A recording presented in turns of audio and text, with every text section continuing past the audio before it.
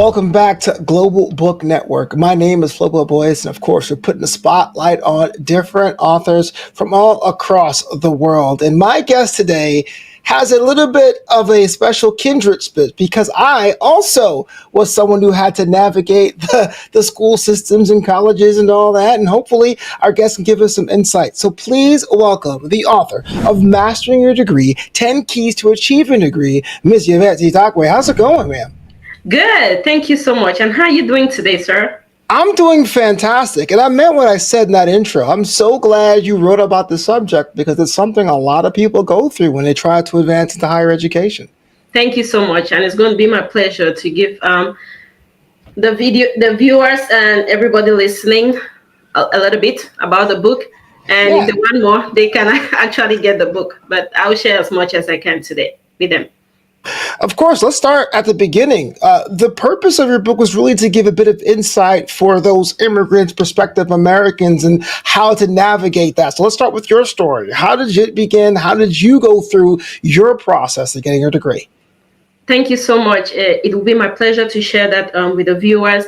And this project actually started, I'm going to give a little bit of background about myself.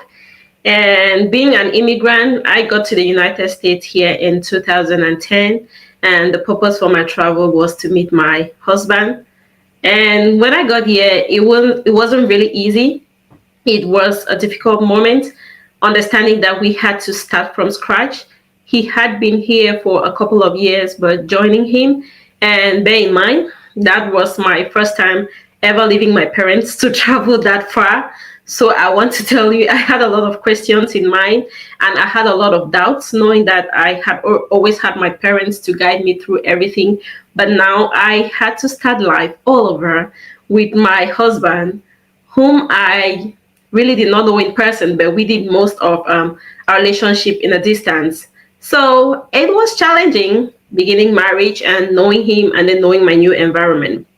But with that, as pushful as I am, and I'm always positive, and through the help of God, I started education, and I started here in Maryland at PG Community College. It was pretty difficult and challenging because as a wife, you don't only have education, but you have family too to care for. And I started bearing children, and I was in school too, and I was working full time. So I had to maneuver, join 3-time, full-time housewife, full-time school, full-time work. And I was like, do I have to give up? I said, no, I just have to keep going because I know I have a lot of potential and sometime I'll be letting the world know a little bit about me. And here we are. So what actually brought me to publishing this book, it's sometime in 2019, I was with a friend at work, and very close friend of mine, and she just got into my office and she burst out crying. And I was like, why are you crying? She was like, oh, Yvette, you can imagine what I'm going through. My student loans, my monthly payments just doubled. I was like, what are you talking about? She said, don't tell me all this while you be studying, you don't have student loans. I said, no, I don't have student loans. She said, Yvette, you're lying. How have you been going to school? I said, hey, I've been paying out of pocket. She was like, you don't mean it. There's nobody in the United States that does not have student loan. I said, I don't know. Pull my name up anywhere. I don't know about it. I know about it, but I don't have it. She said, really? So I said, tell me a little bit about your situation. And she said, before COVID, she used to pay close to $400 every month. But I can't just imagine that after COVID, everything just doubled and she had to be paying $800 to $900 every month. So mind you, it was really a stressful moment for her because she had to start picking up a lot of overtime to be able to meet up with these payments. So when I sat back and one day I was just thinking, I was like, hey, Yvette, there's a lot of people talking about that and a lot of people are struggling. And you were not born and raised in the United States. You're just an immigrant and you made it. So why don't you share your experience with people who are aspiring to travel or to study abroad, or with others who are already abroad and they're already struggling in this issue of student loans? And that is how I decided to pen down all the theories I used, all my challenges and how I overcame them. And that is how we came to Mastering Your Degree, 10 Keys of Achieving a Degree Without Student Loans. And you're originally from Cameroon, is that correct? Yes, I'm from Cameroon, And, originally and, from Cameroon. and so for a lot of immigrants that come to the United States, even though there are many of us out there isn't a lot of information people are willing to give up for free. Or there's not a lot of information out there that's valid. How did you work on figuring out what was valid, what was smart, what was a scam while you were on your way to paying off your degree? So I like research.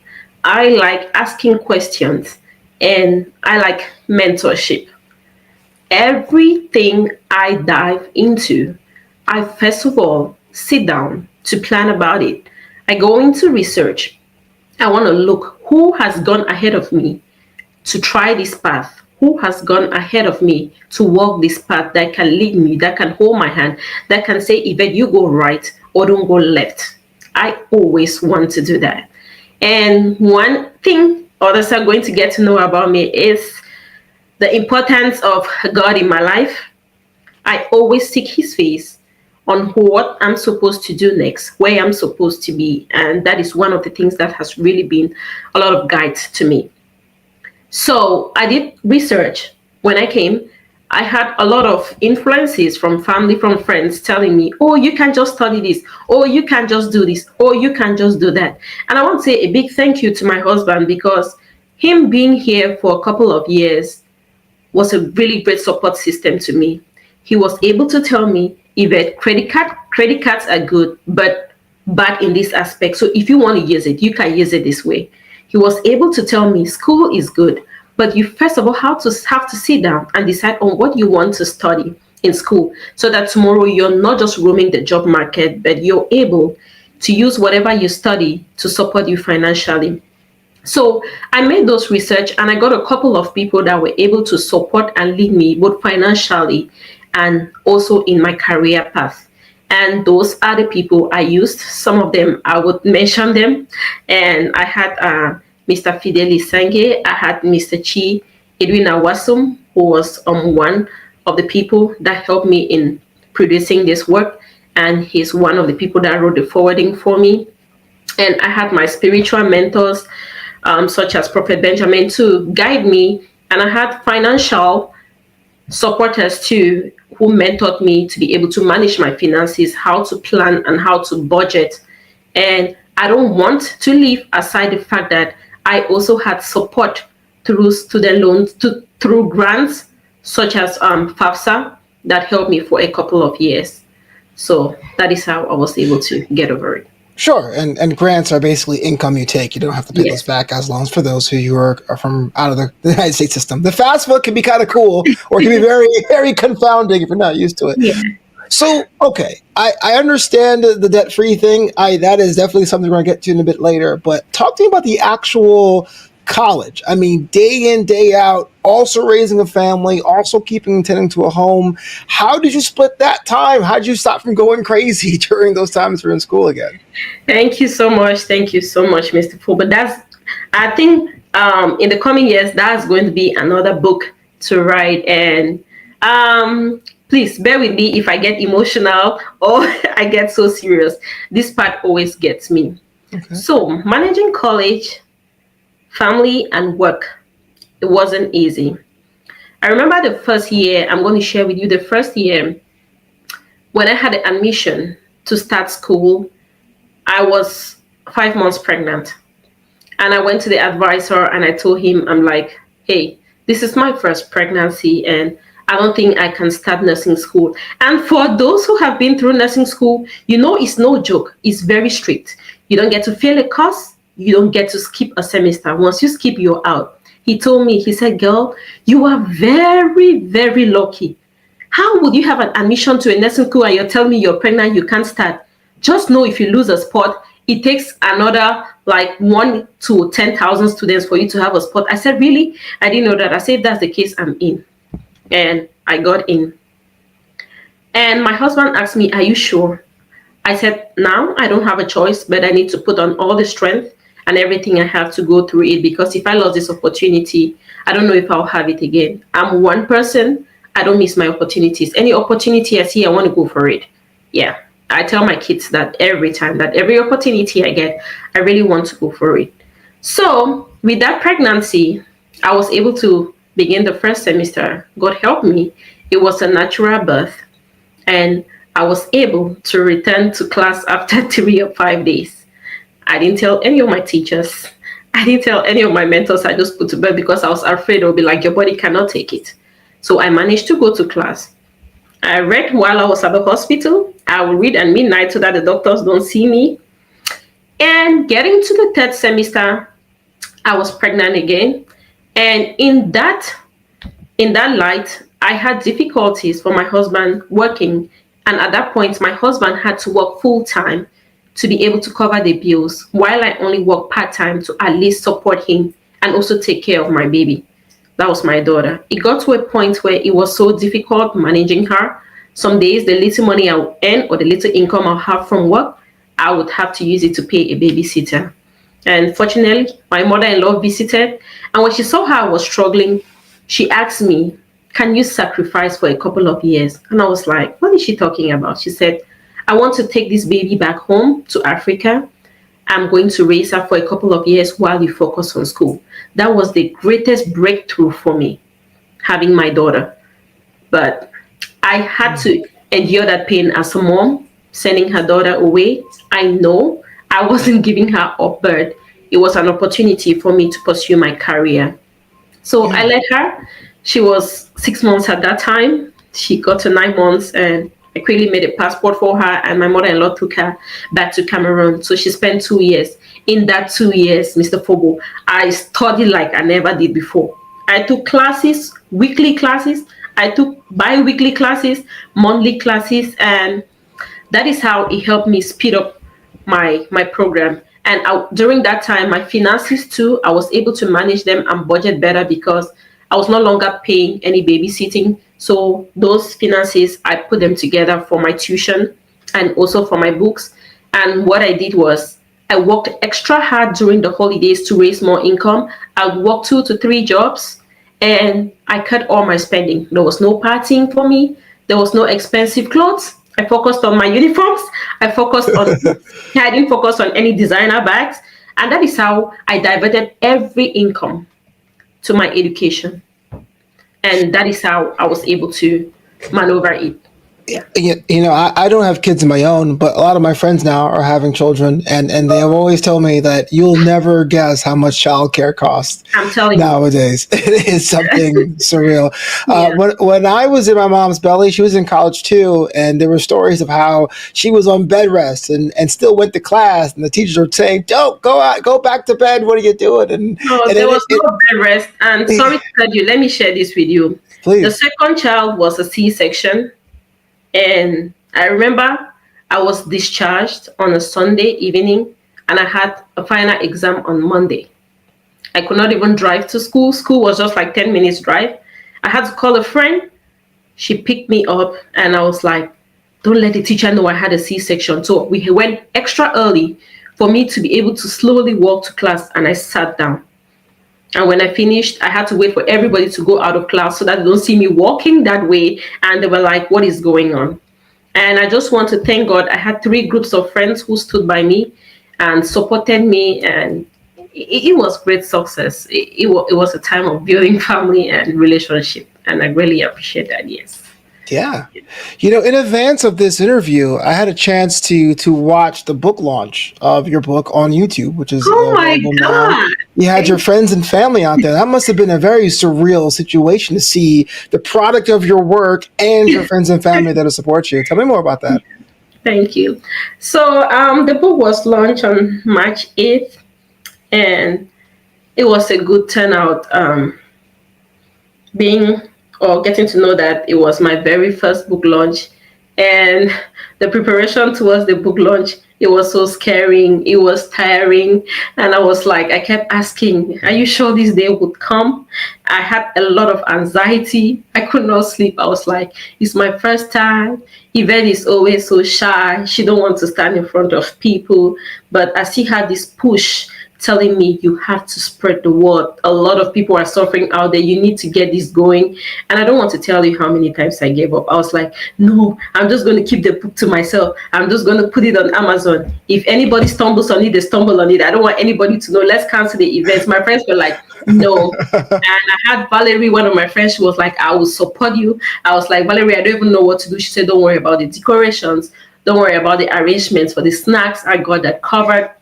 I had Patricia there. She was like, Yvette, you're so bold. You have a lot of talents. No, you can't keep it with you. You have to keep going. And my husband, my mentor, Mr. Watson, he was like, this girl, you don't even know what you're made of. There's a lot of knowledge, wisdom in you. You have to keep going, girl. We have to do this. And that is when I got up. I prayed about it. I started looking for a venue. And I want to tell you, I want you to understand, and I want everybody to understand that when God is in something, he always makes a way. When you feel like it's all gone, he shows up. After looking for venues and giving up, I just had a friend who said, try this venue. It's close to my office. They might have something to offer. I'm telling you, the very first call, they were ready. They were ready.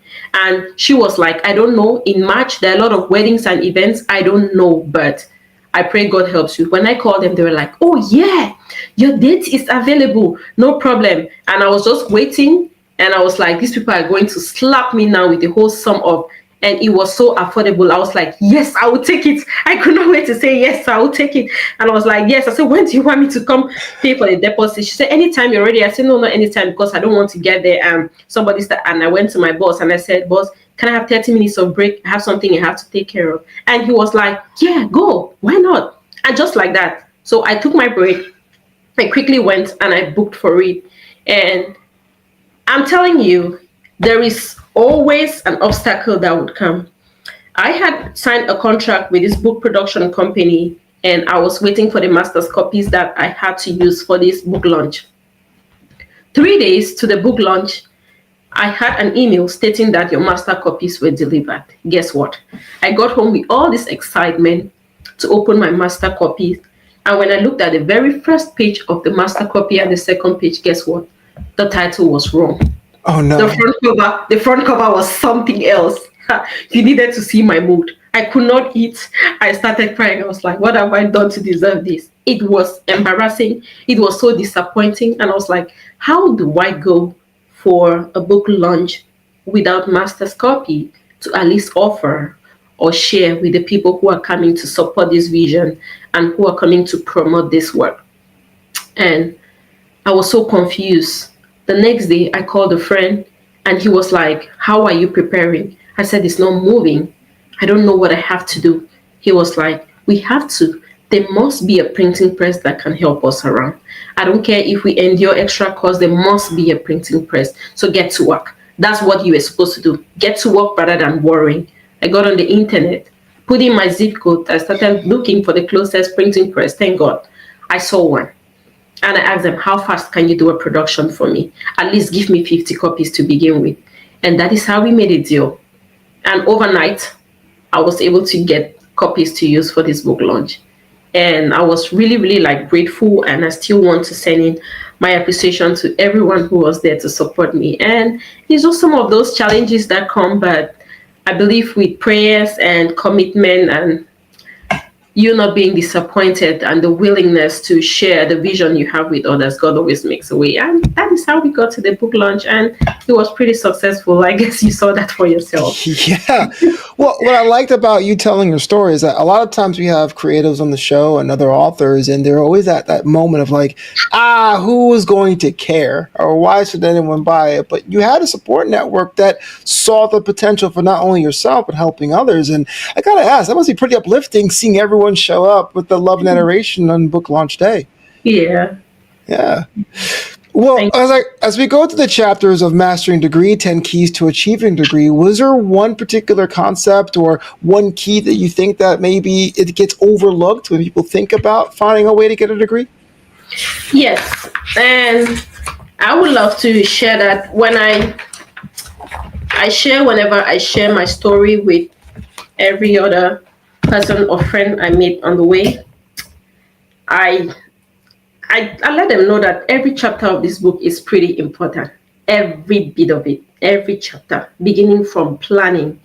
You would not tell me that you just want to wake up and travel from Los Angeles to Maryland without picking a date, without picking a time, without picking which airlines you want to travel with, or without deciding if you want to fly or you want to drive. Yeah. Some people just wake up in the morning and they run. But even in planning, there are little tips you're supposed to know. Is it cost effective to either use a plane or drive a car? Is it safer to either fly or to drive a car from one place to another? So every chapter has a message to send through. But if I have to speak, because this book is aimed at serving both those who are abroad and at home, if I have to address immigrants who are migrating to other countries, I want to talk about the importance of budgeting and financial planning. Coming from an immigrant background, I want to tell you it is not common with us. It is not common with us. Where I am right now, I still have relatives who just get up and call me. Oh, I'm sick. I need like $200. I need like $1,000 to be able to take care of my hospital bills or to be able to take care of my bills. We really don't know the importance of budgeting and financial planning. We don't know that from the first day you were told or you discover that you've conceived a baby, you have to start thinking, how much is it going to cost me to do antenatal care? How much is it going to cost me to take this child through elementary up to college? We don't know that importance. So the first and most important thing I want the immigrants to understand is the importance of us budgeting and financial planning. It is very, very important as immigrants ought to know that, because that's something that is really not common in our society. So every chapter of this book really speaks a volume, and it has a specific message and a specific challenge to address. And secondly, if I have to speak to my friends, brothers, and sisters here in the United States or those abroad, I want to encourage you about the importance of facing challenges and managing stress, which is found in chapter 9. In the course of my study life, in the course of building my career, in the course of my day-to-day work life, I noticed that we are mostly overcarried and overwhelmed either by our personal challenges or the challenges around us. I don't know about politics. I'm not talking politics, but I just want to use a little something going on right now, especially when it comes to immigration and how things are changing. I don't want to tell you how many people are discouraged, how many of my friends are already like, I'm looking for alternatives. If this happens on the news tomorrow, this is what I want to do. This is how I want to go about it. That is how easy we are carried by stress.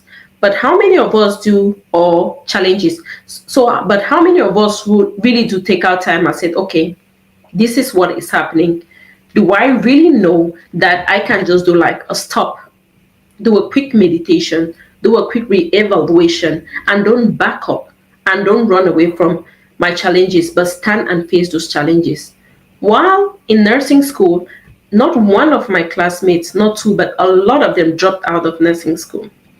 And whenever I see them, they just look at me and they nod their head. They say, I don't know what you're made of, but with all that pregnancy and the stress, you still went through it. Say, girl, I don't know how you did it, but it's going to be a place of encouragement. And I just want to end by saying that if I did it, any other person can do it. If I did it, I still repeat it, any other person can do it. We all can do it. And you just need to just focus and use the keys and the theories I'm presenting in this book. You need to learn how to plan. You need to learn how to set your goals. Chapter 2 says set goals. Don't only set any kind of goals. They should be clear. They should be specific. And I use a theory SMART. Let it be specific. Let it be measurable. Let it be attainable. And let it be time bound. So we don't just say, oh, my goal is make $1 billion in a year. You don't even work. You're just hoping that you're just going to play the lottery and win a billion. No, it doesn't happen. It doesn't happen like that. That's my plan. I don't know about you guys. It doesn't happen like that. So just like I said, every chapter, it's a chapter I hold to heart. It's very personal to me, and it's very, very important, and it definitely addresses a challenge. Yes. Mastering Your Degree, 10 Keys to Achieving a Degree is available now at your finest bookstores. I want to thank you so much for coming on the show today, sharing about your story and how you crafted this book from essentially page one has been nothing but inspiring. Thank you. Thank you so much. It's my pleasure meeting you. I look forward to this day, and I want to thank you for every opportunity you've given me. Thank you for your time. Thank you for your team. I'm grateful. And for my viewers, I'm always here. I'm already mentoring people, both home and abroad, and I'm open at your service. Those who say I can't afford, it's my pleasure. I share my talent with you. I want everybody to be happy and successful, just as I am. So thank you so much, Mr. Fogel. It's been my pleasure. Thank you.